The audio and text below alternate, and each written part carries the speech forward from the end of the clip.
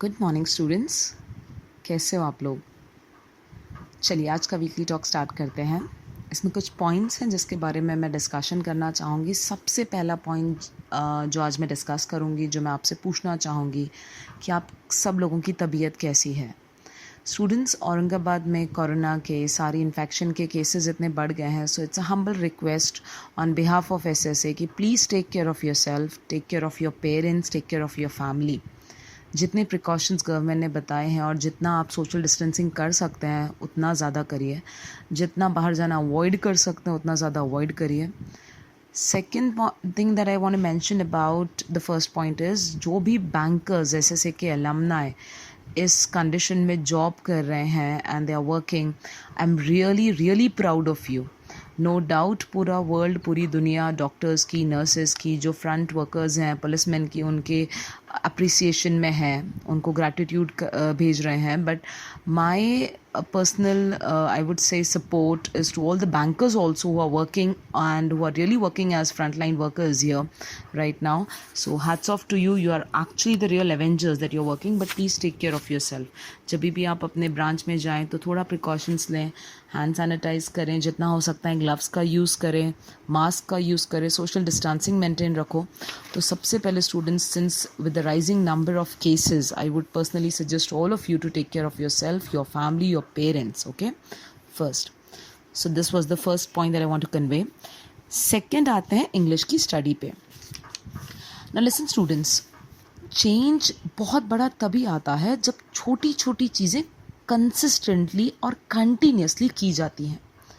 अगर आपको लाइफ में कुछ बड़ा कर दिखाना है, कुछ बड़ा चेंज लाना है अपनी ज़िंदगी में, तो हमेशा वो छोटी चीज़ों से शुरू होता है।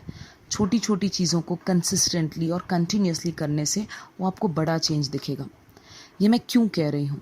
कुछ टेलीग्राम पे मुझे मैसेज है जो मैं स्टूडेंट सेक्शन में लूँगी, जिसमें स्टूडेंट्स ने मुझे मेंशन किया है कि मैम, ज़िंदगी में कभी हमने कोई किताब पूरी कभी पढ़ी ही नहीं थी, चाहे वो मराठी हो, हिंदी हो या तो फिर इंग्लिश हो। लेकिन जब से आप प्रेशराइज़ कर रही हैं, फोर्स कर रही हैं, बार बार हमको हैमर कर रही हैं, पुश कर रही हैं, तो हमने इंग्लिश की सुधा मूर्ति की 3, 2, 4 किताबें कंप्लीट की and we feel that we are just on cloud 9। इतनी खुशी हो रही है मैम कि हम भी इंग्लिश की एक पूरी किताब पढ़ सकते हैं। And the best part is, किताब पढ़ना ही नहीं, उस किताब को आपने समझा और उसका रिव्यू लिखा। So I am really proud of you students. This is the beginning of change in yourself. ये बहुत अच्छा एडिक्शन है, ये बहुत अच्छी आदत है बुक रीडिंग की। Students, don't stop it at any cost. आप बैंक में लग भी जाएं तो किताबें पढ़ना मत छोड़ो। आप आपका लक्ष्य जो है आपने बनाया है ज़िंदगी में, वो हासिल भी कर लें तो किताबें पढ़ना मत छोड़ो। और just pass it on to your generations to come, okay. आप इसको अपने लेगेसी में एज अ कैरी फॉरवर्ड करें अपने जनरेशन्स के लिए, and this will be the best thing that you can give to your upcoming generations. So देखो, ये बहुत छोटी चीज़ है। बोलने को लगता है कि अरे हमने सुधा मूर्ति की एक किताब पढ़ ली, but this is something which majority of the people don't do. So this is a big thing. अगर आप एक किताब भी कंप्लीट कर रहे हो एक वीक में, भले इंग्लिश का और कुछ भी नहीं हो रहा है, but then also you are doing something very good. So keep doing it students. जैसे मैं बात कर रही थी कि छोटी छोटी चीज़ें भी कितने मायने रखती हैं, क्योंकि अल्टीमेटली स्टूडेंट्स, आपका सक्सेस आपके एफर्ट से डिटरमाइन होता है। सक्सेस ये नहीं है कि मैंने बैंक एग्ज़ाम क्रैक कर दिया, मैं टॉपर आ गया, मैं सेकंड हूँ, मैं थर्ड हूँ। सक्सेस ये होता है कि मैम मैंने अपना 100% दिया। This is success actually. एक स्टूडेंट का मैं आज मेंशन करना चाहूँगी जिसका नाम है ज्ञानेश्वर आहिर। इस बच्चे ने 1 वर्ड सब्सटीट्यूशन ऑडियो में रिकॉर्ड करके मुझे भेजा है। मुझे खुशी इस बात की है कि उसका, नो डाउट वो बच्चे का प्रोनाउंसिएशन, ऑफकोर्स हमारी मदर टंग से प्रोनाउंसिएशन इफेक्ट होता है, but then also he has tried. So what is important to me is कि उस बच्चे की मेहनत।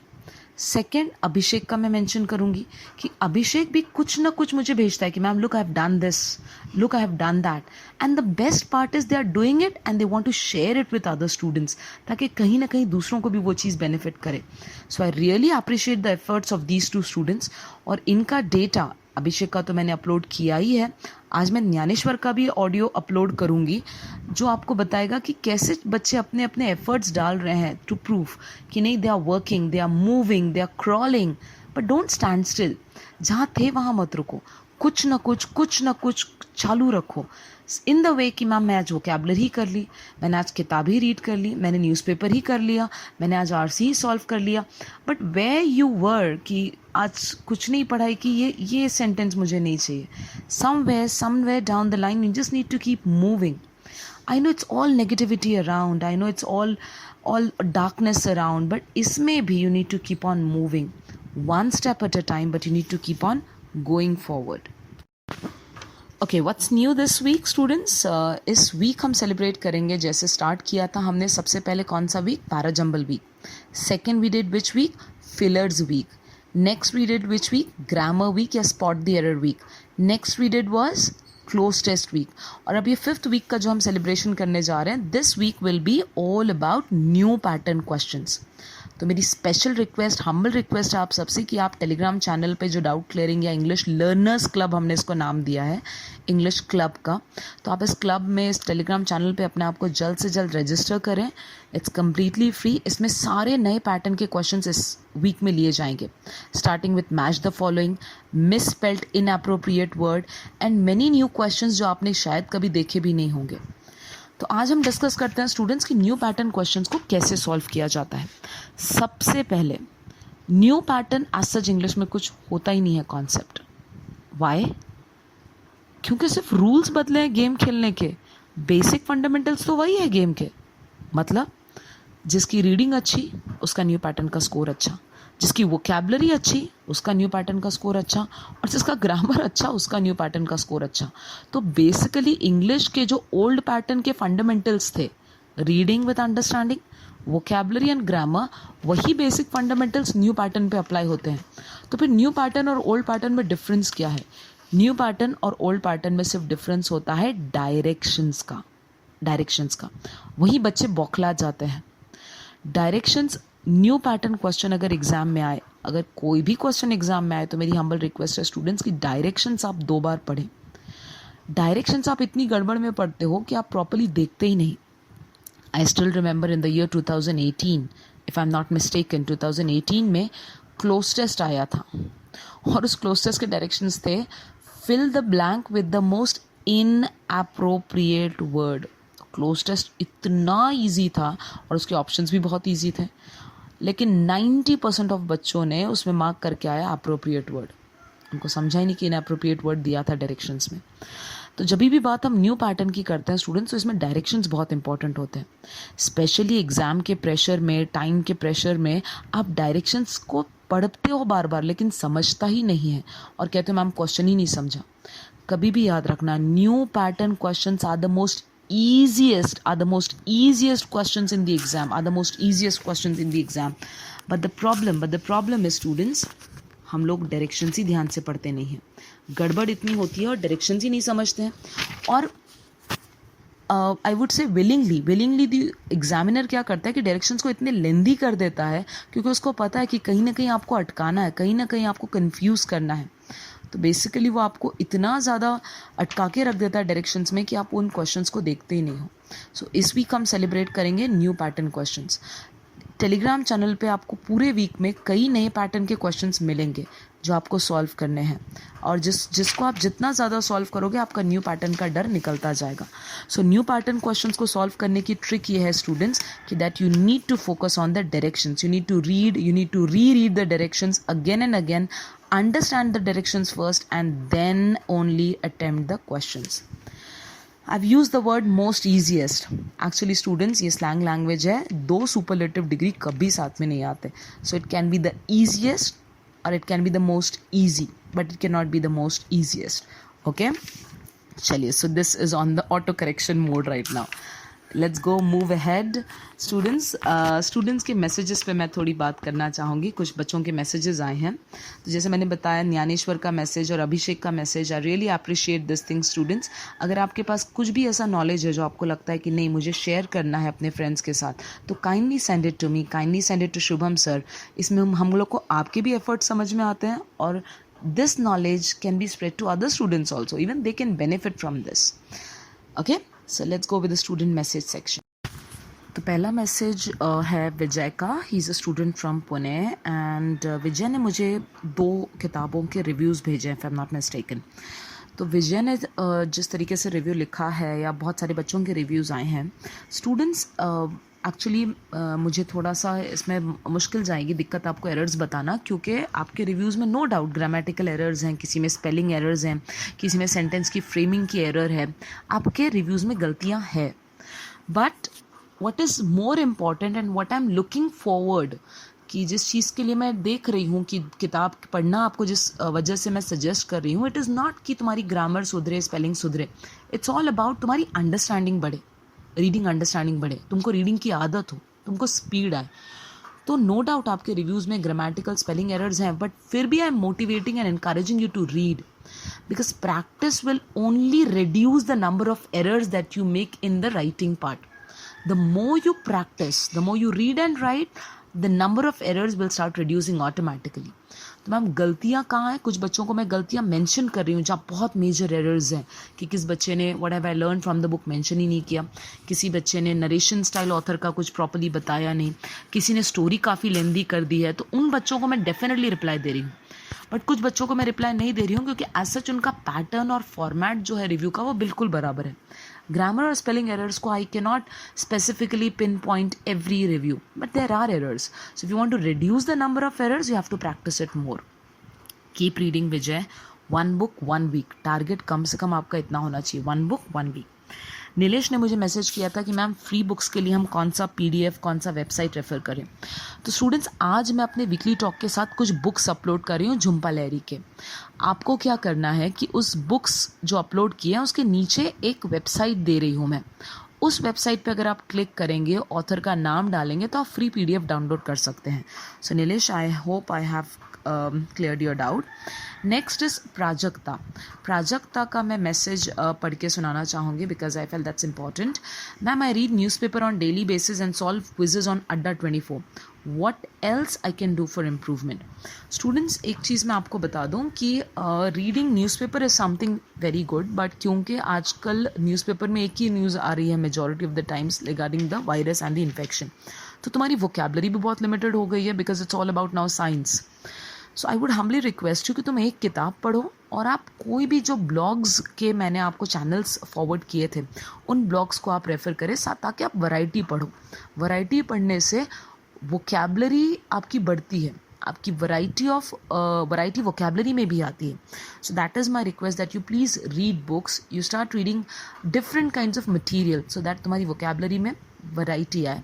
And last but not the least students, please don't stop solving vocabulary quizzes. तुमको वोकेबलरी क्विज देना है, तो रीडिंग और वोकेबलरी ये 2 ऐसे रामबाण है जो आपको किसी भी कीमत पर छोड़ना नहीं है।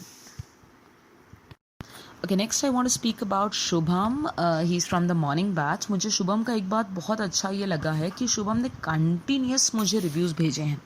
ही started with Malgudi days by R.K. Narayan, he read the book The Guide by R.K. Narayan, then he mentioned yes Mahabharat again by R.K. Narayan, then फिर रस्किन बॉन्ड या R.K. नारायण में वो कंफ्यूज थे तो I suggested him Ruskin Bond, then he went on with again Ruskin Bond की कुछ किताबें, Sudha Murthy, The Monk Who Sold His Ferrari he has completed, and now he was asking me कि ma'am which book to go for further।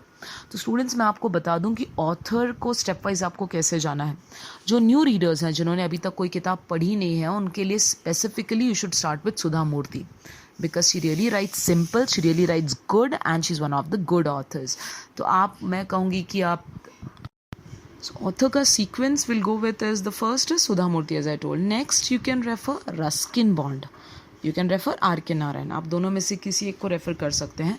Third you should go with Paulo कोलो है, फिर आप एक बार आपने सुधा मूर्ति, Ruskin bond, R.K. Narayan ji को पढ़ लिया, देन मुल्कराज आनंद जी को भी आप कर सकते हैं। तो 3-4 ऑथर्स की अगर आपकी 5-5 किताबें, 3-3, 2-2, 1-1 किताबें भी हो गई, तो इसके बाद आप जो चाहे वो ऑथर आप रेफ़र करिए, because now you are ready to read anything. ये ऑथर्स की किताबें आपको तैयार कर देती है कि आपका दिमाग खुल जाता है, आपकी लैंग्वेज और वोकेबलरी इतनी सफिशेंट हो जाती है, then you can refer any author. Second point which I want to mention students is, बहुत सारे बच्चे क्या करते हैं कि कोई भी किताब लेते हैं, आधी किताब को बीच में छोड़ देते हैं, नहीं यार नहीं समझ में आ रही है। This is something very bad, this is a very bad habit, नहीं छोड़ना चाहिए। स्टूडेंट्स, एक चीज़ याद रखो, ज़रूरी नहीं है कि आपको 100% वो चीज़ समझे. आई still remember when I was watching the movie matrix, English movie, तो वो पिक्चर मुझे फर्स्ट टाइम में समझी ही नहीं. इनफैक्ट हार्डली 10% 20% समझी. But then when I watch it again I grasped it more. And when I watch it the third time मुझे और अच्छे से वो पिक्चर समझी. अभी रिसेंटली कल कैप्टन मार्वल आ रही थी. मैंने कैप्टन मार्वल थिएटर में देखी थी. So I still remember there was a concept of supreme intelligence mention. तो मुझे वो कॉन्सेप्ट सुप्रीम इंटेलिजेंस का उतना कनेक्ट ही नहीं हुआ फर्स्ट टाइम. मे बी मेरा फोकस नहीं था, या मे बी मेरा उतना उस समय ग्रास्पिंग पावर नहीं था कि मैं वो मूवी का सुप्रीम इंटेलिजेंस का कॉन्सेप्ट समझ सकूं. बट कल जब मैंने कैप्टन मार्वल मूवी फिर से देखी, and when I just went through the concept of supreme intelligence and when I tried to connect the dots, तब मुझे वो चीज़ समझी. So what I mean to say is students, ज़रूरी नहीं है कि पहली बार पढ़ने में आपको किताब 100% समझे. जितना समझा उतना रिव्यू आप लिखें. हो सकता है सुधा मूर्ति की या आर के नारायण जी की ये किताब आप दोबारा 10 साल बाद पढ़े तो आपको और अच्छे से समझे. So it's not about the quantity of understanding that defines whether you should read the book or complete the book or not. It's all about whatever you have understood, you have to mention it in the review. तो आप इस तरीके से पढ़ें, इस तरीके से authors को रेफ़र करें, और कभी भी मुझे पूरा समझेगा तो ही मैं पढ़ूंगा ये कॉन्सेप्ट पे ना जाए. मुझे समझता जाएगा जितना ज़्यादा मैं पढ़ता जाऊंगा. तो the more you read, the more you will understand. So students, even if you have understood 10%, keep reading. There will be a stage in your life when you will understand 100% in one go. Okay, so that will only come out of practice. Okay, there's Vivek who has mentioned me a question regarding sentence connector. Student, sentence connectors का एक फंडा है, मैं आपको बता दूं, और मैंने पहले भी अपने वीकली टॉक में ये चीज़ बताई थी कि sentence connector is all about finding the relationship between the two sentences. इनका क्वेश्चन मैं रीड करके आपको बता दूं. The question was, you never give anyone your password और other details. Security is not a problem. तो इसमें क्या कनेक्ट हो सकता है? As long as you never give anyone your password और other details, security will not be a problem. So what I mean to से student, जब भी आप सेंटेंस कनेक्टर के क्वेश्चंस लें, इसमें सबसे पहले तो आपको सेंटेंसेस का मीनिंग समझना चाहिए first. Second, you need to find out the relationship between the sentences. If you're clear with the relationship, then you can use the correct connector. तो कोशिश ये करो स्टूडेंट्स कि अंडरस्टैंड करो पहले सेंटेंसेस को, रिश्ता बनाओ पहले उनके बीच. कौन किस पे डिपेंडेंट है, कि दोनों इंडिपेंडेंट है, कि दोनों एक दूसरे को कॉम्प्लीमेंट कर रहे हैं, कि दोनों एक दूसरे को अपोज कर रहे हैं. ये रिलेशनशिप आपको निकालना आना चाहिए. Next is Renuka. She has recently sent me the review of The Monk Who Sold His Ferrari. There's a humble request. Students, आपकी जो स्टोरी पार्ट होता है किताब का, उसको आप शॉर्ट करें. तो मुझे आप जितना हो सकता है रिव्यू एक ही पेज में सेंड करें. Okay, let's go for next. Dnyaneshwar का मेंशन किया है मैंने आपको. गौरव, तुमने मेन कैंप छोड़ के दूसरी कोई किताब पढ़ना शुरू की है, बट उसका रिव्यू मुझे जल्द से जल्द चाहिए. He is sending me the scores and I am pretty satisfied with your scores, but I want their book review which is important for me. Next is Shrikant Patil, जिनका मैसेज है कि मैम प्लीज़ डिस्क्रिप्शन प्रिपरेशन का कुछ कीजिए. I think it has to be descriptive section के preparation का कुछ कीजिए. डेफिनेटली डिस्क्रिप्टिव सेक्शन के बारे में मैं ये बात करना चाहूँगी स्टूडेंट्स कि जो आप रिव्यू लिख रहे हैं, book review, it is a part of descriptive section only. एक बच्ची का भी मुझे कॉल आया था, I don't remember her name, and I think she has message me also. I will be reading that message. तो डिस्क्रिप्टिव सेक्शन के लिए मैं आंसर कर दूं स्टूडेंट्स कि डिस्क्रिप्टिव सेक्शन के लिए जो बुक रिव्यू आप लिख रहे हो, that is one thing. Second, जो GST या समरी आप बनाते हो, that is again the second platform for preparing for descriptive section. Last but not the least, हम लोग एक काम अभी स्टार्ट करने वाले हैं. एवरी सैटरडे मैं आपको ऐसे का एक टॉपिक दूंगी. आपको उस टॉपिक के बारे में पूरा सैटरडे पहले पढ़ना है, और संडे बैठ के आपको उसके बारे में कुछ लिखना है. Only in 300 to 350 words, nothing beyond that. 300 to 350 words में आपको लिखना है, और आप चाहो तो आप मुझे उसकी फ़ोटो खींच के सबमिट कर सकते हो. Are you clear with this? So this is something new we are about to start. But students, एक चीज़ है, अगर आपको पहले कुछ लिखना है तो उसके लिए पहले आपको पढ़ना पड़ेगा. You need to read and then you have to write. So every Saturday I will be giving you an essay topic for which you have to read the whole Saturday and then you have to mention it on Sunday in your writing. Next is students, as far as descriptive section is concern, later मुझे लगता है कि exam के 5 दिन भी पहले करो तो हो जाता है official letters. That is not a big deal. Focus more on the essay. Okay, now let's go with a message from Sneha which says RC fast नहीं होते हैं, RC में स्पीड का इशू है. ऑफ कोर्स स्टूडेंट्स, आरसी में speed का issue तब आएगा जब आपकी प्रैक्टिस कम है. आरसी में सबसे पहले फोकस करिए एक्यूरेसी पे and then focus on your speed part. Okay. Okay, so there are more such messages of students who are actually have messaged me कि ma'am stay home, stay safe, and how's your family and how's your health. So students, I humbly request you again, that's why take care of your health, don't move out, and take care of your family. So the last section of this weekly talk is all about the motivational stuff. So when it comes down to motivation, students, आज मैं आपको एक छोटी सी मेरी personal life की story सुनाना चाहूँगी. One of my cousins जिसका पिछले साल 10th का रिज़ल्ट आया था, और उसके रिज़ल्ट के समय हम सब लोग साथ बैठे थे. All of my cousins were sitting and अचानक she just went and she was checking her result online, और फिर रिज़ल्ट आने के बाद suddenly she started crying and all our cousins were sitting there. She was in 10th standard last year, she is in 11th standard. तो she was crying and we just asked her कि क्या हुआ. तो she said मेरे को सिर्फ 80% आया है. She secure 80%. Said good. I said good, why are you crying then. So she was like नहीं, मेरी फ्रेंड को 92% आया है. And she was crying. होता है ना, तकलीफ होती है कि यार मेरे दोस्त का स्कोर मुझसे ज़्यादा आया, मेरा कम आया. So I just told her one thing, जो चीज़ मुझे लगता है आप लोगों को भी जानना बहुत इंपॉर्टेंट है, कि स्टूडेंट्स, आपका परसेंटेज और उसका परसेंटेज ये नहीं डिफ़ाइन करता है कि वो तुमसे ज़्यादा इंटेलिजेंट है या वो तुमसे ज़्यादा टैलेंटेड है. बट एक चीज़ डेफिनेटली डिफ़ाइन करता है कि उसने तुमसे ज़्यादा मेहनत की है. And she was stunned by the answer. I said yes, this proves that she worked hard. She worked more than you and that's why the result is this. So students, एक चीज़ कभी भी याद रखो, your success is directly proportional to your efforts. Your success is directly proportional to your efforts. जितने efforts डालोगे almost आपको result वैसे ही मिलेगा स्टूडेंट्स. और आप सक्सेसफुल तब बनते हो जब आप अपना 100% देते हो स्टूडेंट्स. सो अपने इस मोटिवेशनल वीडियो टॉक के ऊपर मैं कुछ इस वीडियो मोटिवेशनल टॉक के साथ मैं कुछ वीडियोस अपलोड करना चाहूँगी